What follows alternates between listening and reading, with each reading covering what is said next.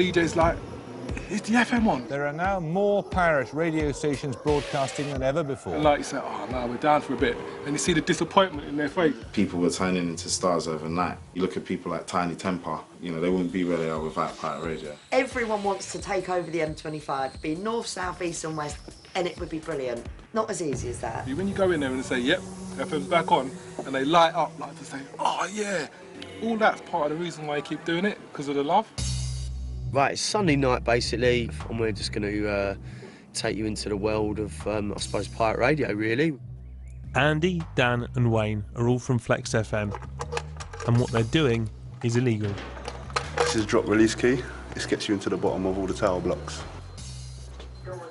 On the roof of this block is their transmitter. This one's a girder key.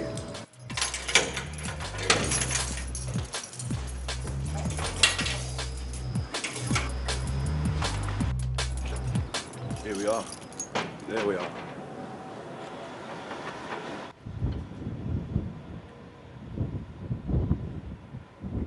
Whatever you can see, you're hitting and further.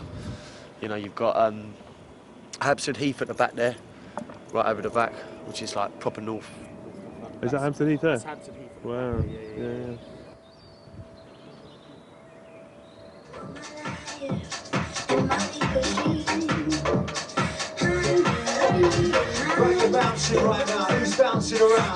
Back at Flex's studios at a hidden location elsewhere in South London, I catch up with some of the other members of the team. First, Becky, who tells me about the challenges they face from rival stations, the police and Ofcom. We can broadcast on the internet, not a problem at all, which we do, and you know, there's nothing wrong with that at all. With the FM, however, like if you don't have a licence, you are constantly being followed by the DTI, and they will just target stations as and when they choose. Christmas we became a target. We were finding new blocks on a daily basis, and it was a whole process of, have we got the equipment, set it up, is it safe, are we going to be found? And we were on and off like a light switch, more off than we were on, but they were following us from not only block to block, but borough to borough. In the space of 3 weeks, we were hit daily, maybe even 2 or 3 times a day. A lot. There's always people nicking transmitters, and there can be like a little mini war going on between certain 2 stations. That happens. That always happens. There's a code. There is a code, believe it. Believe it or not. It's like code amongst thieves, I suppose, but not that we're thieves, but it's like there is rules and there's things that people tend not to overstep, which is pretty normal stuff. It's even to Joe Blogs. You will drive around in your car and you'll be like, why am I cutting out when I'm down the road? And then you realise it's another station cutting into you, and the first thing you want to do is you want to go and track them down. Nah, I'm not having that. So we would have to go to the tower block, track them down, turn off their transmitter, a bunch of boys will come up. I mean, I'm not going to go into it, but it can kick off. And this is where some stations then do kind of fall off the dial. I've got a bail letter in me right in my pocket right now, I'm not even going to lie. Proceedings before the magistrate's court on the... Yeah, so I've got a letter up on the 2nd of June. I'm in court for... What were you in court for? Do you want to say? What is it? Stupid strong. We're in court for burglary. With the airways already congested, Ofcom say pirates disrupt vital emergency service frequencies, as well as the broadcast of fully paid up licensed stations.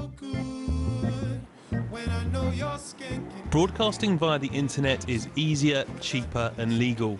And while some of London's pirates have decided to walk away and become online only, the Flex team believe that FM is still their most important medium. Like anyone could broadcast from their home. You know, the internet definitely changed the game. Not everyone could broadcast on the FM, you know, and it's like, you know, the DJs rock up and they're like, is the FM on? Yeah, well, it's on, yeah. So it's like, and that's where the phone seems to ring, seems to pop, you know. So everyone's still listening to the FM, and the internet's still there, but it still hasn't taken over. What's their reaction when it isn't? Well, normally, if the FM's not on, it don't turn up. The difference is, I think, it's live.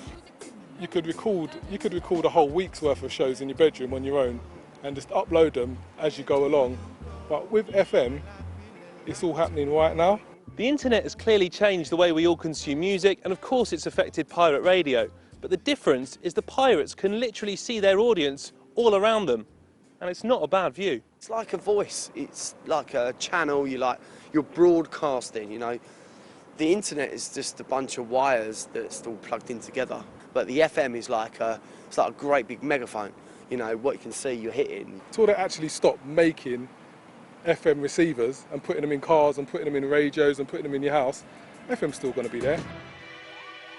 For the people at Flex, I really get a sense that as much as this is about thrill-seeking and rebellion, it's also about providing a public service for a small but passionate minority that really appreciate what they do. When cars drive past on the road and they're blazing, thumping out your station, you're thinking, yeah, like, that's our stuff. We done that. Nobody's actually getting hurt from what we're doing. See what I'm saying? In fact, we're probably providing enjoyment. Even though you're doing something wrong, the law says, you know, you feel like you're sort of doing something for everyone, and people love it. It's like freedom of speech. You know what I'm saying? At the end of the day, we want to say something, and who is anyone to tell us that we can't do that? It's still massive. You know, if it wasn't, then the phone wouldn't ring, then why would we do it? We wouldn't. If the phone didn't ring, if people didn't like it, it'd be pointless. We're not going to stop.